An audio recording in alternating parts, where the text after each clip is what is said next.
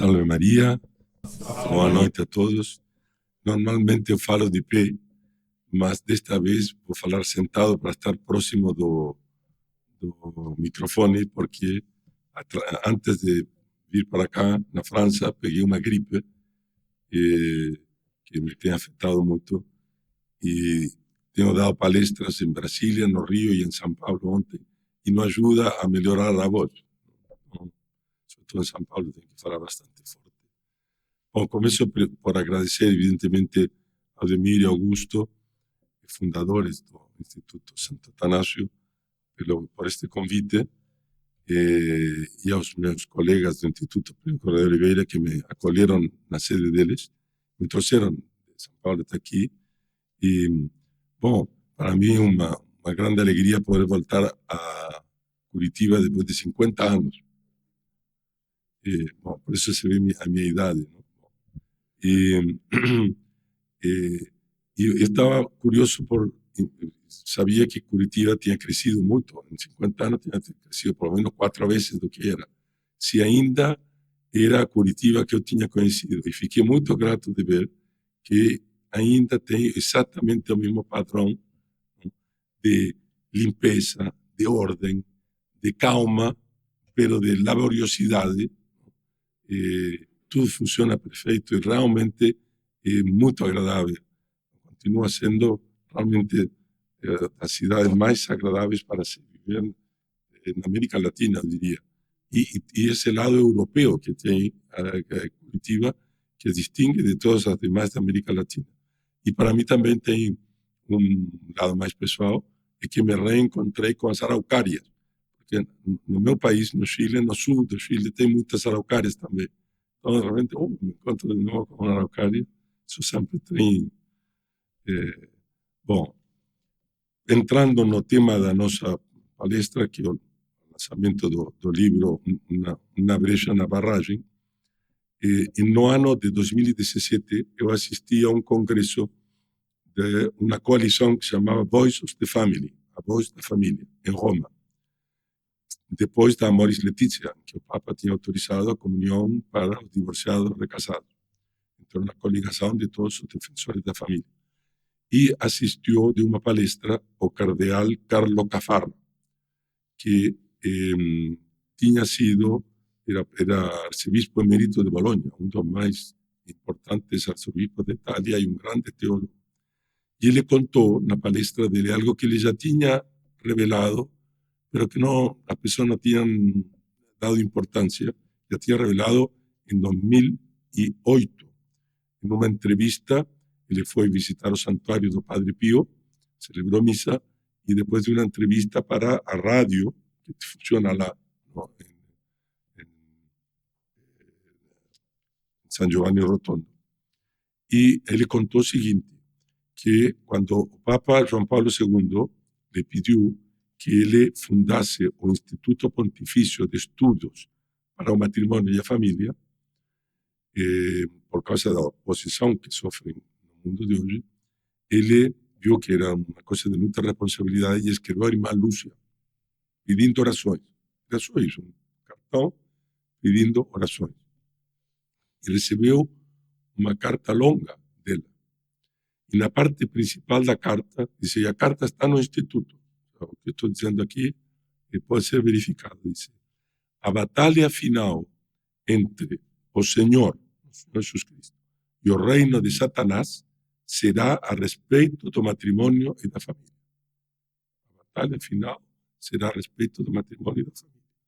Não temam, porque qualquer pessoa que atue a favor da santidade do matrimônio e da família será sempre combatida e enfrentada em todas as formas, porque este é o ponto decisivo. Para a sociedade é evidente. E termina assim, entretanto, Nossa Senhora já esmagou sua cabeça, a cabeça de Satanás, dando alento e esperança. Bom, essa batalha agora é a batalha final, digamos. Mas começou muito antes, começou, digamos, a primeira grande investida foi no protestantismo, quando aceitaram o divórcio. Depois, na Revolução Francesa, com o matrimônio civil. Uma coisa é casar-se diante de Deus, outra coisa é casar-se diante do prefeito da cidade, que de que vale, não? Fica como, eu vi uma vez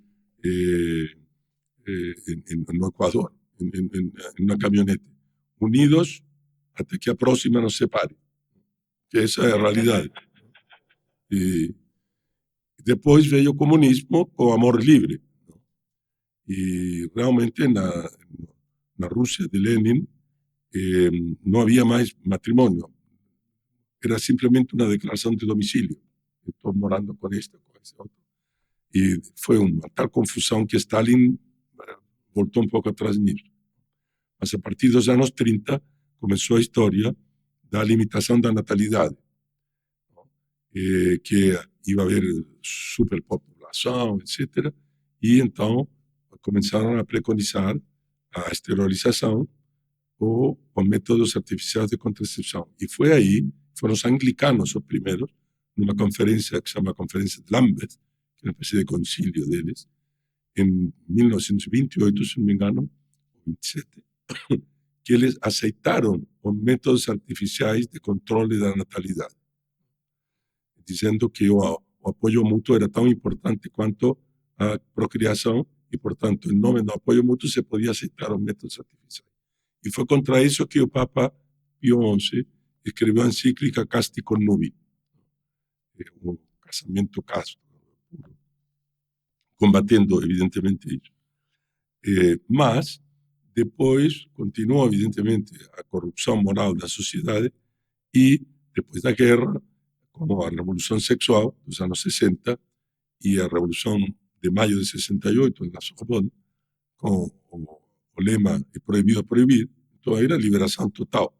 E foi a primeira vez que apareceu nas ruas a Fronte Homossexual de Liberação. E depois isso foi em 68. Em 69, no mês de junho, 29 de junho, houve uma descida da polícia em Nova York, no bairro de Greenwich Village, onde funcionava um bar homossexual, que se chamava Stonewall Inn. E então houve uma revolta dos homossexuais contra a polícia. E isso criou um caso tremendo. E a partir de aí, então, dizem, não, temos que fazer algo, porque os homossexuais estão sendo discriminados, etc. E daí resultaram as primeiras descriminalizações da homossexualidade e depois resultou a retirada da homossexualidade do manual de diagnóstico e estatísticas da Associação Americana de Psiquiatras, como resultado disso. No livro tem um box em cinza explicando que essa foi uma medida puramente política, que não tinha nada de científico. Mas o movimento homossexual reconhecia que o principal era fazer mudar a posição das religiões. Então, dos pioneiros, digamos, do jornalismo homossexual, se chama Paul Varnell, escreveu um artigo no Chicago Free Press, dizendo, olha, a controvérsia fundamental não é discriminação, não é crime de ódio, não são as uniões civis, é a condenação moral subjacente. Se convencermos a pessoa de que a homossexualidade é plenamente moral, então toda a sua inclinação para discriminar vai desaparecer. Então, ele dizia, o movimento homossexual não é um movimento pelos direitos civis, nem mesmo um movimento de libertação sexual, mas uma revolução moral. Uma revolução moral que procura mudar a visão que as pessoas têm da homossexualidade. Esse é realmente o objetivo final. Não é apenas fazer aceitar as uniões, é que nós mudemos a nossa convicção. Logo, que todas as religiões, sobretudo o cristianismo e mais ainda a Igreja Católica. E para isso criaram associações específicas para fazer esse trabalho de mudar as religiões. Uma delas chama-se Soul Force, ou seja, a força de alma. E anos atrás eles tinham no site deles, mas depois retiraram, explicando o que eles fazem. E disseram o seguinte: acreditamos que a religião se tornou a principal fonte de informações falsas e inflamatórias sobre lésbicas, gays, bissexuais e transexuais. Eu uso a palavra gay únicamente quando estou lendo algum texto de outro, porque não se deveria usar, porque uma palavra significa alegre, é uma palavra positiva. Então, é uma palavra que eles introduziram para fazer mais simpático a causa deles. Enfim, quando tenho que ler, não tenho jeito, não posso adulterar o que os outros dizem. Os cristãos fundamentalistas ensinam que nós somos doentes e pecadores. A maioria das denominações conservadoras e até as liberais recusam-se a casar-nos ou a ordenar-nos como ministros. A Igreja Católica ensina que a nossa orientação é objetivamente desordenada e que os nossos atos de intimidade são intrinsecamente maus. Nosso objetivo é confrontar essas trágicas falsidades e, com o tempo, e aqui está importante, substituí-las pela verdade de que nós também somos filhos de Deus, criados, amados e aceitos por Deus exatamente como somos. Aqui que está todo o problema. É evidente que Deus os criou, é evidente que Deus os ama, é evidente que Deus os aceita, pero aí subcondiciones, depende, ¿no? Claramente. Si respeita ou não respeita, evidentemente, a ordem moral. Bom, então, com isso, eles introduziram dentro da Igreja Católica um verdadeiro cavalo de Troia, uma corrente de teólogos e de moralistas, especialmente entre os redentoristas, que sempre foram especialistas da moral na Igreja Católica, porque Santo Afonso Maria Ligório é o padroeiro dos moralistas, e os jesuítas. Quase que se diria que se dividiram no trabalho. E o primeiro a escrever um livro, assim que teve mais... na realidade, o primeiro a escrever um livro foi um redentorista aqui no Brasil, o padre Jaime Snook, e a editora Voces publicou um artigo a respeito dele em 1967. Mas, assim que teve mais peso, foi um jesuíta norte-americano que se chama John McNeill. Ele primeiro escreveu 3 artigos numa revista de pastoral, digamos, e 4 anos depois, isso foi em 70. E em 74 escreveu um livro que se chama A Igreja e o Homossexual. E durante 2 anos ficou discutindo com a cúria dos jesuítas, primeiro o provincial e depois em Roma, para conseguir o imprimato. E a coisa foi, voltou, e afinal a cúria generalista mandou ao provincial dos Estados Unidos autorização para que publicasse o livro com algumas pequenas modificações. E ele, no livro, defende 3 teses fundamentais. Uma, que a condição homossexual está de acordo com a vontade de Deus. Por quê? Porque Deus criou seres humanos de tal forma que a sua sexualidade não é determinada pela sua biologia. Vejam que já em 70, aqui está a ideologia de gênero, que a gente pode ter um corpo, uma sexualidade e culturalmente seguir outra coisa, não? Incrível. E isso na boca de um teólogo católico. Bom, esse é o primeiro. Segundo, Deus teve um propósito divino ao criar a natureza humana de tal forma que uma certa percentagem de seres humanos são homossexuais, dotados de dons especiais e de uma tarefa divinamente designada na construção de uma sociedade verdadeiramente humana. O sea, Deus criou eles como são, porque eles têm dons específicos e eles têm que, então, enriquecer a igreja e o mundo com esses dons. E terceiro, evidentemente, que existe a possibilidade de relações homossexuais moralmente boas. E que, portanto, o amor que os une, em vez de afastá-lo de Deus, pode ser julgado como unindo-os a Deus. O fato de eles terem relações homossexuais seria positivo, os uniria ainda mais a Deus.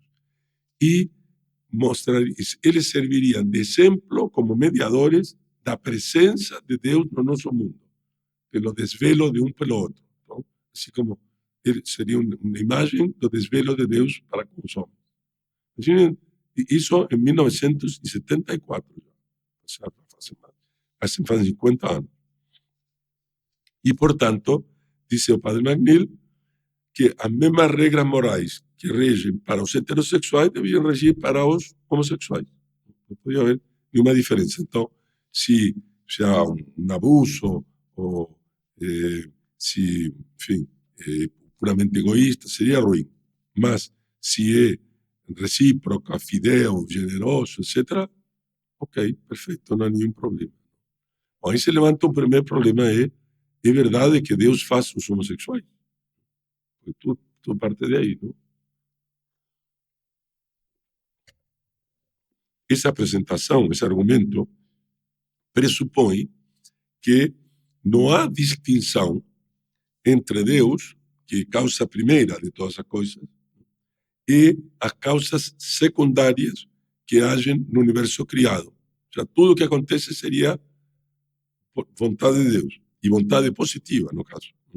Agora, isso distorce o conceito católico de providência, porque Deus não é o autor direto de todos os males físicos, digamos, o temporal do Rio Grande do Sul, ou o câncer, as doenças. Ele não é autor direto. Ou não é autor direto tampouco dos males morais, dos crimes, das guerras, dos divórcios, etc. Ele apenas permite que aconteçam por razões da sua sabedoria divina, que para nós são misteriosas, porque só ele que sabe. Bom, a relação de Deus com os males não é de nenhuma forma positiva. Excepcionalmente sí, por exemplo, quando Moisés le disse ao faraó que se não libertava o povo judeu, viriam as pragas. Aí, claro, foi Deus que mandou as pragas. Pero isso é uma exceção. Normalmente Deus deixa agir as causas segundas. Então, tem um grande teólogo do século XX cujo manual de teologia era usado em quase todos os seminários antes do concílio, que diz assim: o próprio pecado não teria ocorrido sem a permissão e até assistência divina, porque física, porque quem mantém os pecadores no ser é Deus e os deixa livres para eles pecarem. Então, nesse sentido, sim. Mas ele permite as causas secundárias e permite, como são justamente secundárias, materiais, criadas, tenham imperfeições. Por isso nascem bebês com doenças, etc. Deus permite isso. Isso não apenas na ordem animal ou vegetal, mas também na ordem humana, e não apenas na ordem física, mas também na ordem psíquica. Então, por isso, há pessoas que têm doenças mentais, etc. E ele diz: as deficiências que podem resultar no ser humano não são de tal natureza que impeçam o homem de alcançar o seu objetivo final. Então, fica claro que não é Deus que fez a pessoa homossexual. Pode haver uma propensão, talvez, mas são, sobretudo, fatores culturais e acidentes da vida, da adolescência, da juventude, etc. Isso é reconhecido até pelos próprios homossexuais, os líderes deles. Tem dois autores americanos, Marshall Kirk e Hunter Madsen, que escreveram um livro chamado After the Ball, depois do baile, que é uma espécie de manual de como fazer propaganda homossexual. E eles dizem assim: para fins práticos, os homossexuais deveriam ser considerados como tendo nascido homossexuais. Para fins práticos. Apesar do fato de que a orientação sexual, para a maioria dos seres humanos, parece ser o produto de uma interação complexa entre predisposições inatas e fatores ambientais durante a infância e o início da adolescência. Então, não é que Deus o fez, Deus permitiu que essas circunstâncias existissem e a pessoa tivesse essa atração homossexual, que, na maioria dos casos, é involuntária. Por isso, tem que ser, evidentemente, a pessoa tem que combater, como qualquer pessoa tem que combater para manter-se casto, ele também tem que combater para se manter em casto. Bom, mas eles distorcem tudo e dizem: não, foi Deus, não? Ninguém. Tem um sacerdote jesuíta no Rio, não? Que o padre Luis Correa Lima, que dice así, no, ninguém escolhe ser homossexual, porque como são discriminados, etc., ninguém escolhe. É inato. E é para dizer de que, no fundo, foi Deus que fez. E é nisso que está o erro fundamental. Depois deste padre McNeill, em 77, a Sociedade Teológica Católica da América, que reúne todos os teólogos católicos da América, encarregou a um sacerdote, o padre Anthony Kosnick, de dirigir um trabalho coletivo sobre a sexualidade humana, novas direções no pensamento católico americano, desenvolvimento novo. Então, quais são as coisas que ele diz a respeito da sexualidade? Diz, olha, a Bíblia não nos fornece um simples código de ética sexual de sim ou não. Depois, as declarações da Bíblia devem ser contextualizadas uma vez que foram historicamente situadas e condicionadas pela cultura e não estão isentas da influência dos tabus. Então, a Bíblia reproduz os tabus do povo judaico na época de Moisés. E criticam depois a tradição moral católica de colocar a ênfase na natureza moral objetiva dos actos que a pessoa faz, se é bom ou intrinsecamente mau em si. Diz, concedendo-lhes um significado que é imutável. Então, roubar é sempre mau. Não se pode, as circunstâncias não podem fazer mudar intrinsecamente o ato. Bom, assim, aqui ele que diz, qualquer prazer sexual antes do casamento, o adultério, a fornicação, a homossexualidade, a sodomia e a bestialidade foram considerados atos intrinsecamente maus, gravemente imorais e em nenhum caso justificáveis. Para eles são justificáveis, até a bestialidade. Imagina.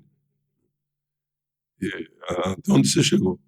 No entretanto, segundo eles, os estudos atuais revelaram uma diferença significativa no valor humano da atividade sexual que ocorre num contexto de compromisso e quando ocorre num contexto puramente casual e sem amor, seria a prostituição. Bom, partindo dessas premissas, o padre Kosnick e a equipe dele do trabalho coletivo propõem uma orientação pastoral baseada na ideia de que os homossexuais têm os mesmos direitos ao amor, à intimidade e ao relacionamento que os heterossexuais. Aí, consequência, isso em 78. E a conclusão é que a moralidade sexual cristã não exige dois pesos e duas medidas, um para os homossexuais e outro para os heterossexuais. Os homossexuais devem examinar e avaliar o seu comportamento à luz dos mesmos valores que os heterossexuais. Quais são os critérios? Se são autoliberantes, se são enriquecedores para o parceiro, se são honestos, fiéis, alegres, evitando o que? A despersonalização, o egoísmo, a desonestidade, a promiscuidade, etc. Então, ele diz, a prática pastoral tradicional tem sido até contraproducente, porque desencoraja os homossexuais de formarem amizades íntimas ou exclusivas, de ter uma união homossexual. Então, os homossexuais que vivem juntos, pelo ensino tradicional, eles vivem permanentemente em uma ocasião próxima de pecado. Estão vivendo aí. Então, são aconselhados a se separarem. E, se não faziam, lhe negavam, evidentemente, a absolvição e a comunhão. Então, com isso, eram dissuadidos de terem uniões homossexuais, mas como eles se viam incapazes de praticar a continência completa, não lhe podemos pedir a eles que sejam anjos, não? Foram levados a multiplicar relacionamentos superficiais. Então a igreja obteve o contrário, que foi que começava a promiscuidade homossexual nos bares, etc. E pelo contrário, um pastor sábio, um conselheiro, pode recomendar amizades próximas e estáveis entre homossexuais. A pastoral tinha que mudar completamente. E então, nos textos dele, se devia, inclusive, abençoar as uniões dele, posto que exprimem, não, esse amor mútuo, essa dedicação mútua, e são um reflexo do desvelo de Deus pela humanidade. Bom, isso serviu como pretexto, esta quinta coluna doutrinária, digamos, para criar grupos de católicos homossexuais, que se reconhecem como tais, se mostram e, no fundo, se unem para fazer pressão sobre a igreja. E o primeiro deles nasceu em Los Angeles, se chama Dignity, dignidade, para defender supostamente a dignidade deles.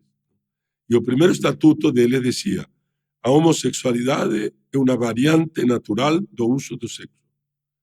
E, portanto, os homossexuais e as lésbicas podiam orgulhar-se de suas experiências responsáveis e satisfatórias de intimidade sexual. Isso estava nos estatutos. Então, isso funcionava no porão de uma paróquia. Então, o bispo disse: não, desculpa, assim não pode ser. Então, ele proibiu ao sacerdote dirigir a associação. Então, ele passou a direção para os leigos, e os leigos escolheram um sacerdote chamado o padre Robert Nugent e uma religiosa, a irmã Janine Gramick, para serem os capelães dele. E esses dois depois fundaram uma outra associação que existe, as duas existem até agora, se chama New Ways Ministry, o sea, novos estilos de pastoral, digamos, de apostolado, seria isso. E grupos semelhantes nasceram em todos os países. Então, na França, pouco depois, apareceu um que se chama David e Jonathan, segundo eles eram para homossexual. Na Austrália chama-se Acceptance, no Reino Unido era Quest, e assim. E aqui no Brasil, esse padre Luiz Correa Lima inspirou um que se chama Diversidade Católica, que existe espalhado por todos lados, e eles criaram, inclusive, uma espécie de liga nacional de todos os grupos de homossexuais católicos. Então, em vista dessa ofensiva, o Vaticano reagiu. O primeiro foi a carta, um documento, se chama Persona Humana, sobre certas questões de ética sexual, e foi assinada pelo então prefeito da Congregação para a Doutrina da Fé, se chamava Franz Josef. Isso é logo depois do Concílio de 75, em tempo do Papa Paulo VI. E depois de lembrar, na carta, que o uso da função sexual atinge seu verdadeiro significado e sua retidão moral apenas no casamento legítimo, a declaração rejeita a afirmação de que a tendência daqueles que têm uma atração homossexual profunda, enraizada, é tão natural que justifica as relações sexuais. Condena o que diziam o padre McNeil, o padre Cosmic, etc. E reitera: segundo a ordem moral objetiva, as relações homossexuais são atos desprovidos de sua ordem necessária e essencial. Que a finalidade primeira da união sexual é a procriação, o que é absolutamente impossível, obviamente, nas relações homossexuais. Teve um deputado francês que era professor de filosofia, que ele declarou primeiro na Câmara e depois na rádio que se todo mundo ficasse homossexual, a humanidade desapareceria. E ele foi condenado por homofobia, por dizer isso. Depois saiu uma carta aos bispos da Igreja Católica sobre a pastoral dos homossexuais, que foi assinada pelo cardeal Ratzinger. E nessa carta, o cardeal Ratzinger se queixava de que há um número cada vez maior de gente que exerce pressão muito forte para levar a igreja a aceitar a condição homossexual como se não fosse desordenada e a legitimar os atos homossexuais. E denuncia em particular o fato de que se criaram esses grupos de pressão com vários nomes que se dizem representar todos os homossexuais católicos, mas na realidade dizem não, reúne apenas pessoas homossexuais que não têm a intenção de abandonar o seu comportamento homossexual, que reivindicam a sua identidade homossexual. Então, diante da ofensiva desses grupos, o documento do cardeal Ratzinger reitera que embora a atração pelo mesmo sexo não seja em si um pecado, claro, é involuntário, não pode ser um pecado, é uma tendência para comportamentos intrinsecamente maus do ponto de vista moral. E, portanto, a própria inclinação deve ser considerada objetivamente desordenada. Por exemplo, e aqui com isso eu arrisco ser condenado por homofobia, não? Tem, em toda essa família, em todas não, mas em muitas famílias, há alguns que são cleptômanos. Sabe o que é isso? Que tem atração, levam pequenos objetos, vão na festa e pegam um sincero, pegam não sei o quê, e depois a família tem que ir e devolver com vergonha. Bom, é uma tendência que é objetivamente desordenada, porque, evidentemente, os sétimos no mandamento mandam respeitar a propriedade dos outros. Então, não pode ser fonte de direitos. Não pode dizer, não, essa sincera me pertence porque eu tenho uma tendência cleptómana, logo posso me apropriar. Vale o mesmo para a tendência desordenada da homossexualidade. Bom, e o cardeal Ratzinger salienta que a doutrina da Igreja se baseia não em frases isoladas da Bíblia, mas sim no fundamento sólido de um testemunho bíblico constante. Desde o Deuteronômio, já, que condena à morte as pessoas que praticam ato homossexual, depois o episódio de Sodoma e Gomorra, etc. Depois tem as epístolas de São Paulo. Mas, então, um fundamento sólido de um testemunho bíblico constante que não pode ser interpretado de uma forma que contradiga a tradição da Igreja. Porque todos os padres da Igreja interpretaram esses textos nesse sentido. Portanto, a Igreja não pode mudar. E lembra as pessoas atraídas pelo mesmo sexo que, tal como os outros cristãos, eles são chamados a viver na castidade. Bom, isso foi recolhido depois no Catecismo da Igreja Católica, que é, por assim dizer, aquilo que eles querem derrubar. E que diz, tem 3 parágrafos a respeito da homossexualidade, e o Catecismo diz, apoiando-se na Sagrada Escritura, que os apresenta como graves depravações, a tradição sempre declarou que os atos homossexuais são intrinsecamente desordenados e são contrários à lei natural. E, além disso, que a atração por pessoas do mesmo sexo que derivam é objetivamente desordenada. Bom, e depois o Vaticano tomou medidas e condenou todos esses autores. Condenou o livro do padre Danil, condenou o livro do padre Kosnik, condenou o padre Noken e a irmã Janine Gramick, condenou Marciano Vidal na Espanha, etc. Um que nem referi aqui, mas o padre André Candon, que chegou a defender a pedofilia,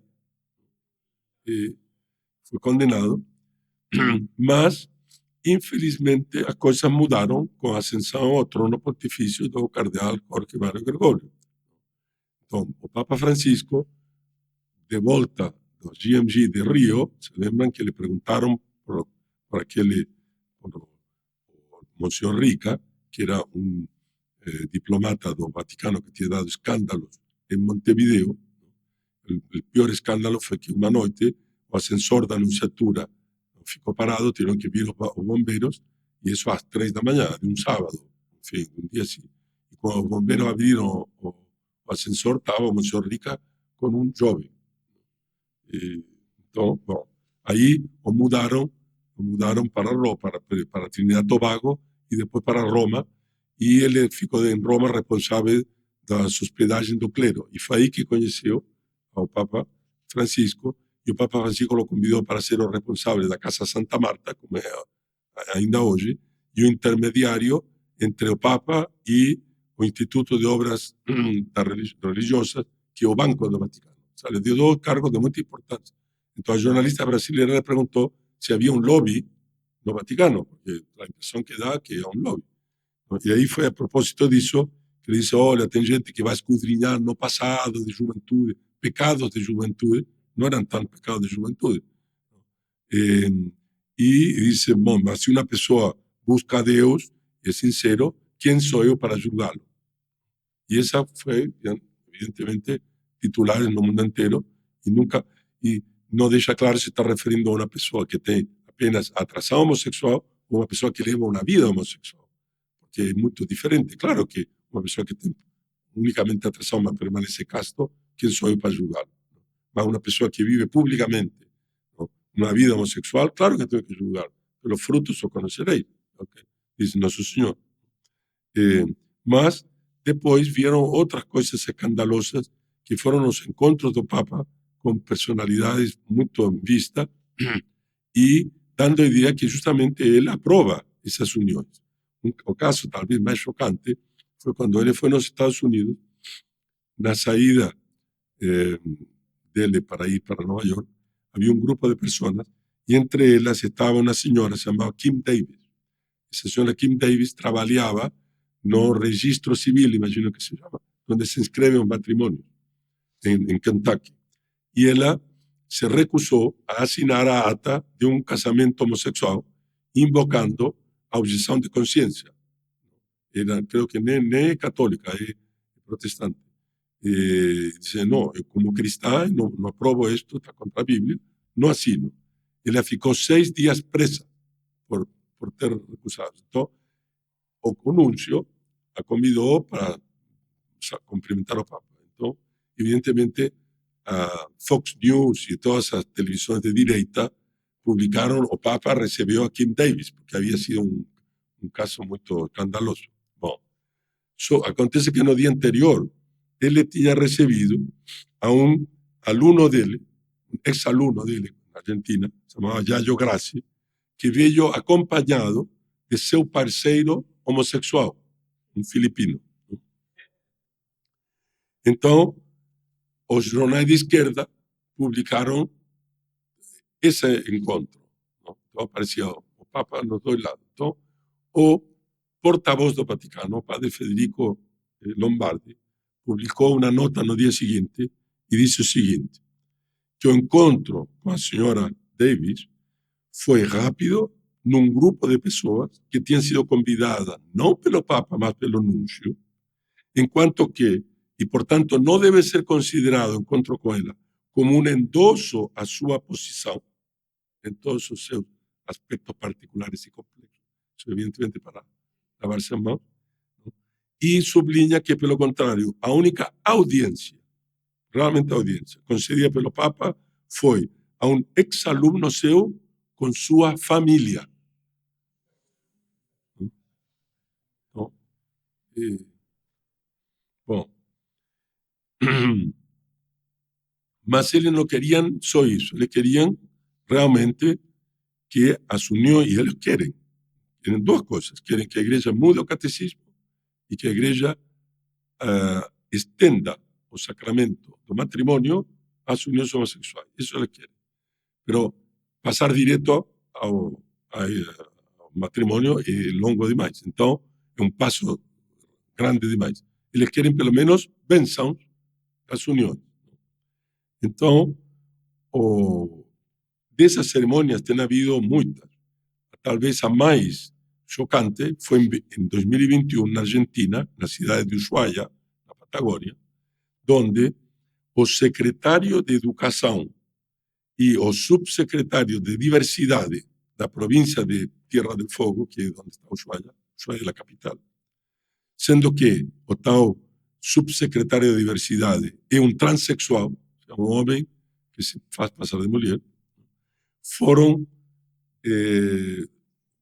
objeto de uma cerimônia na paróquia de um sacerdote salesiano. Os salesianos são os que dominam na Terra do Fogo.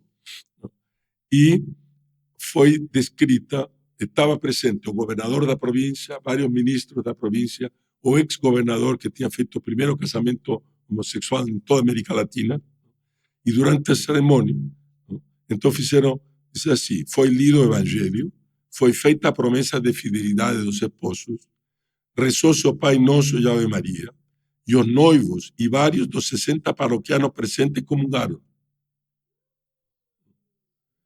E o transexual, que fazia o papel de noiva, declarou assim, conversamos com o padre Fabián, o párroco, com a ideia de fazer essa cerimônia, e ele aceitou.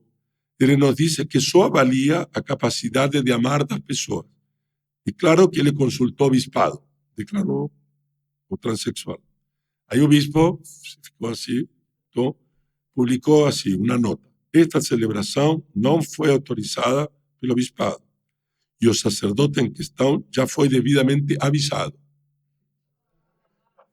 E acrescentou: acompanhamos todas as pessoas, sem exceção, no seu legítimo desejo de receber a bênção de Deus. Ou seja, no fundo, justificou o que foi feito. Registramos que, neste caso, não se trata do sacramento do matrimônio. Só isso. Bom, quem era esse bispo? Monsenhor José Ignacio García Cuerva, que 2 anos depois o Papa elevou a arcebispo de Buenos Aires, primaz da Argentina. Bom, então, em vista de difusão de cerimônias como essa, porque isso no mundo inteiro, no mundo alemão, sobretudo na Áustria, um bispo mandou uma consulta ao Vaticano se se podiam fazer cerimônias dessas. E a Congregação para a Doutrina da Fé, que então era dirigida pelo cardeal Ladaria, publicou em março de 2021 um responso que diz que quando uma bênção é invocada sobre algumas relações humanas, é necessário, além da intenção reta, que o que é abençoado seja objetiva e positivamente ordenado a receber e expressar a graça segundo os desígnios de Deus. E que, portanto, a Igreja não tem o poder de abençoar uma união ilícita. Por essa razão, não é lícito conceder uma bênção às relações ou mesmo aos casais estáveis que envolvam a prática sexual fora do casamento, ou seja, fora da união indissolúvel de um homem e uma mulher aberta à transmissão da vida, como é o caso das uniões de pessoas do mesmo sexo.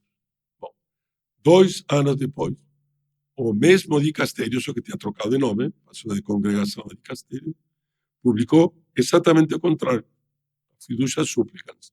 A fiducia supplicans diz que admite a possibilidade de bênção de casais em situação irregular e de casais do mesmo sexo, cuja forma não deve encontrar qualquer fixação ritual, ou seja, não se deve fazer um rito impresso de união, para não produzir confusão com o sacramento do matrimônio.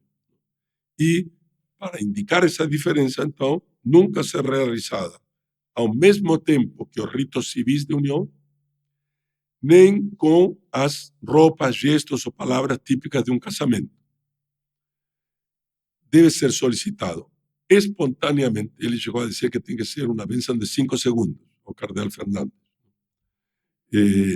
Quando a pessoa vai no santuário, até na rua, diz. Bom, agora, para justificar isso, ele usou 5 falácias.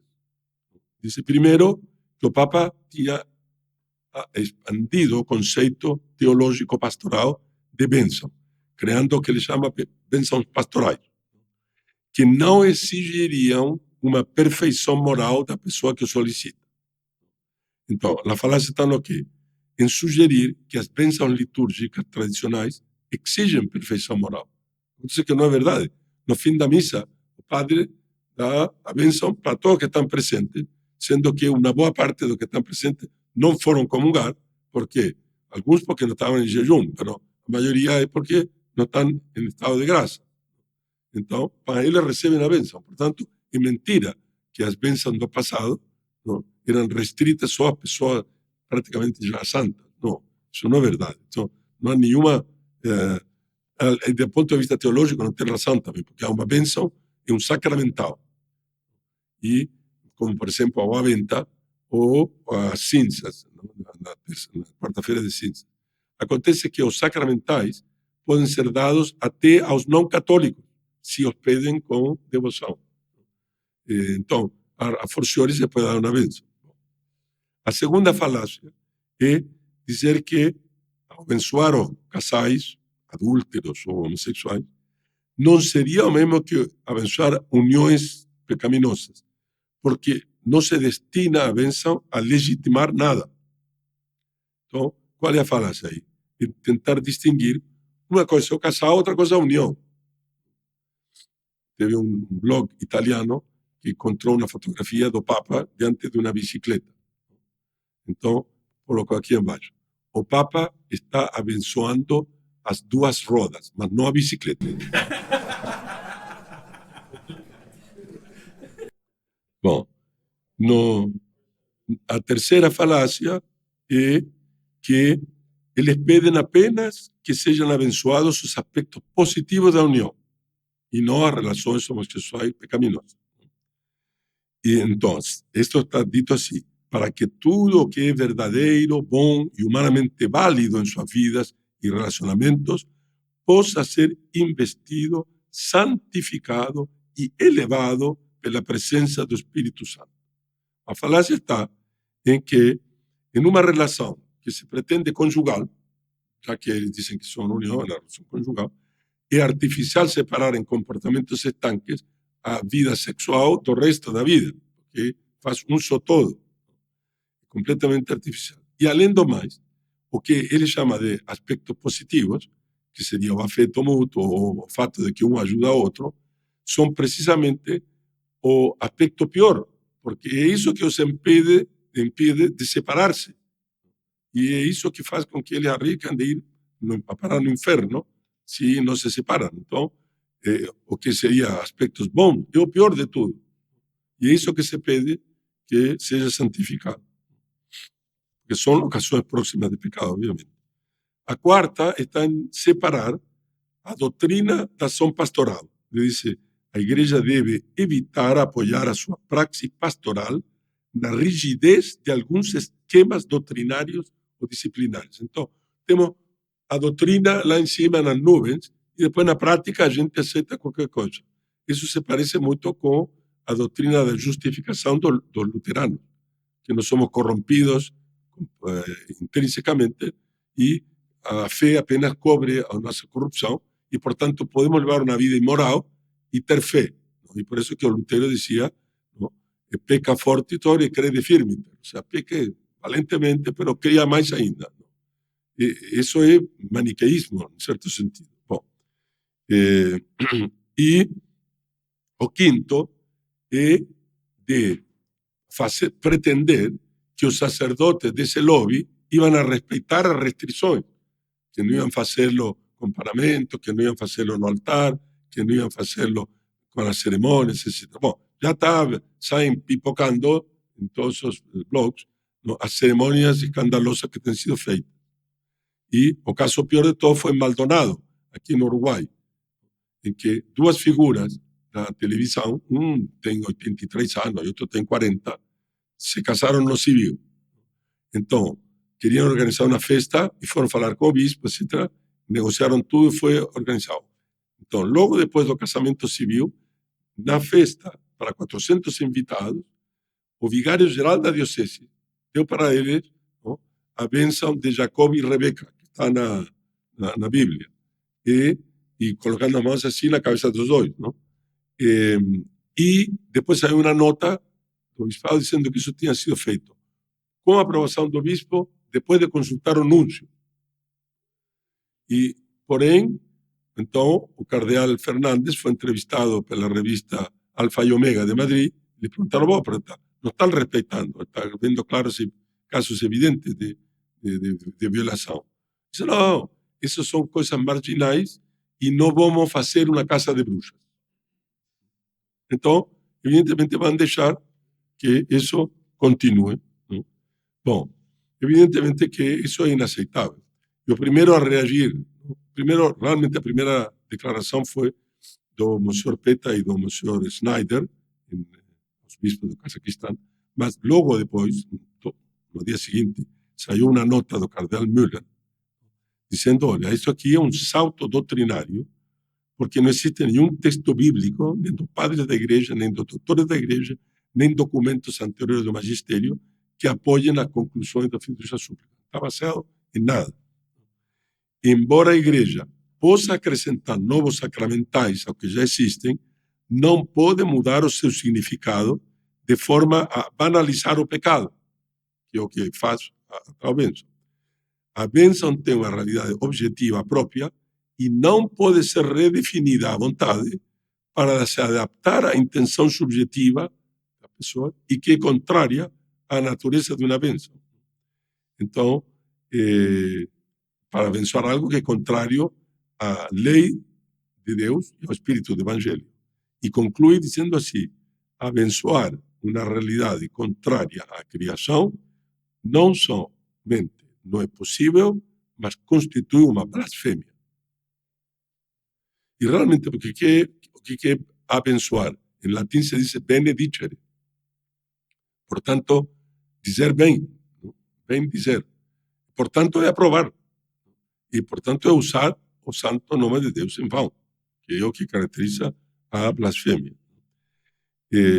E, por sua vez, o cardeal Robert Sarrat, em uma mensagem de Natal que ele enviou aos bispos, cardeais, tudo, ele os convidou às conferências episcopais e a todos os bispos a se oporem à fidúcia súplica.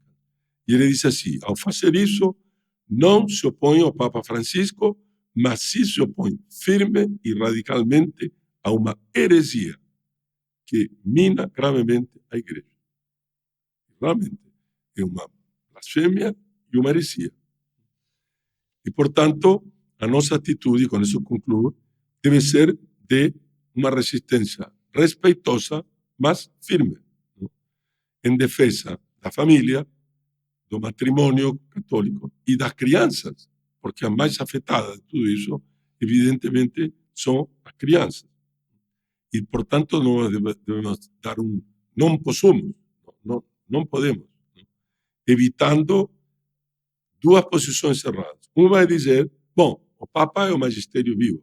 Se ele é que ensina isso, eu tenho que obedecer, quem sou eu para julgá-lo? E fazer como faziam os funcionários de Hitler quando aplicavam a lei de perseguição aos judeus. Bom, ele é o Führer que manda, não estou para julgá-lo e eu obedeço. Depois foram condenados. E essa é uma posição errada, uma falsa obediência, porque não se pode, é preciso obedecer a Deus antes que aos homens. E a posição outra errada é dizer, bom, isso aí claramente é uma heresia, tudo isso é uma heresia, logo ele não pode ser Papa. Então, me declaro sede vacantista e faço minha pequena igreja aqui no Rincão e toco minha vida. Também é errado. Então, o que tem que fazer? Em inglês tem uma fórmula que acho muito interessante. Remain and resist. Tem que remain, ficar na igreja. Ficamos dentro da igreja. Esta é a nossa mãe, essa é a única tábua de salvação, a igreja fundada por nosso Jesus Cristo. Não ficamos, mas ficamos dentro resistindo, como São Paulo resistiu a São Pedro. E se o Papa e os bispos nos acusam a nós de cisma por não seguir suas instruções, os responsáveis da divisão que se criaria nesse caso são eles. Vão ficar responsáveis diante de Deus, diante da igreja e diante da história. E poderá se passar o que aconteceu com Santo Atanásio, que ele foi exiliado 5 vezes e era praticamente o único bispo que nasceu fiel junto com Santo Hilário de Poitiers e Santo Eusébio de Vercelli, mas hoje é uma estrela no firmamento da igreja. E como termino com isso, como diz a irmã Lúcia, não temam, porque quem atua em defesa do matrimônio e da família será sempre combatido. Entretanto, Nossa Senhora já esmagou a cabeça de Satanás. Muito obrigado pela atenção.